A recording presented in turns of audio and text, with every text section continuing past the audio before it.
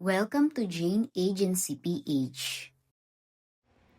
Ang topic natin for today's video ay how to withdraw. Ituturo ko po sa inyo kung paano mag-withdraw sa Joyo Live app gamit ang ating GCash account. Para po maka-withdraw, kailangan meron ka munang 100,000 diamonds. Meron na po tayo nun. Ngayon, pindutin po natin ito. Pag pindot po ng diamond, meron po diyang mga options. Kung gusto mong i-exchange yung diamonds mo into coins para pang games, ganun. Pero kung hindi naman, punta na lang po dito sa withdrawal. Ito namang pong records ay yung mga history ng mga pumasok sa'yo na diamonds, kung saan siya galing. Kung sa gift ba or sa solo live, ganun, or sa party live. Ngayon, pindutin natin itong withdrawal. Pagkapindot po ng withdrawal, ito pong may arrow na to. Ayan po yung mode of payments nyo. Ilagay nyo lang po dyan yung GCash account nyo. Full name, phone number. Make sure po tama ha yung nilalagay natin na number. Siyempre pera yan eh. Kailangan tama po yung nilalagay natin. Iwasan natin mag-error. Kailangan tugma po yung GCash name sa GCash number nyo. Withdrawal quantity, lagay po natin $10. Tapos pindutin na po natin itong withdrawal. Ang nakalagay dito, ayan daw, $10 minimum, tapos within 1 day, papasok daw siya. Tapos meron lang daw charge na 28 pesos. Bali, ang papasok daw sa atin ay 532 pesos. Ngayon, pag pinindot na po natin itong withdrawal, ito po yung lalabas. Ayan po nag-submit na.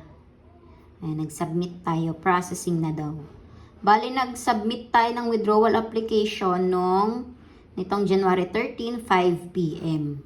I-check natin kung anong oras siya dadating.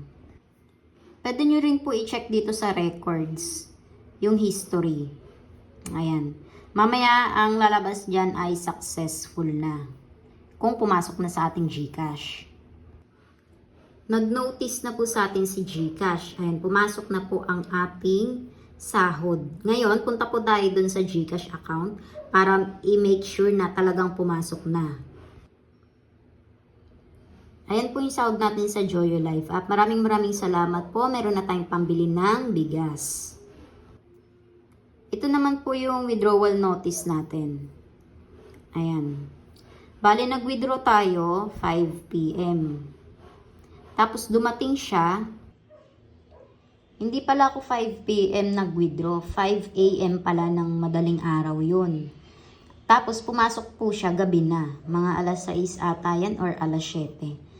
Pero kahit matagal, at least pumasok siya, diba? Kaysa sa hindi. At napatunayan natin na talagang legit si Joyo Live app. Depende po siguro sa agent na nagpa-process ng withdrawal kasi minsan mabilis naman yung withdraw ko nitong nakaraan. Pero ito nga, yung withdraw natin, parang umabot siya ng 12 hours. Ang mahalaga po, nakasahod na tayo kay Joyo Live app.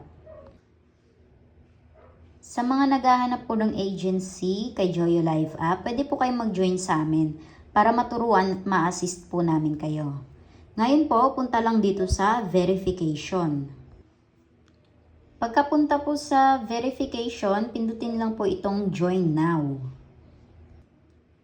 Pagkapunta po sa join agency, ilagay lang po itong code na 60F6DL. Tapos confirm. Ganito po yung itsura pag nalagay nyo na yung aming code. Kailangan may lalabas po na ganyan.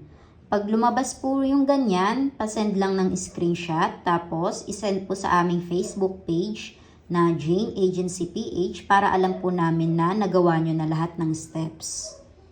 Paki-like na rin ng ating Facebook page at paki-subscribe na rin ng ating YouTube channel para updated kayo sa mga video tutorials.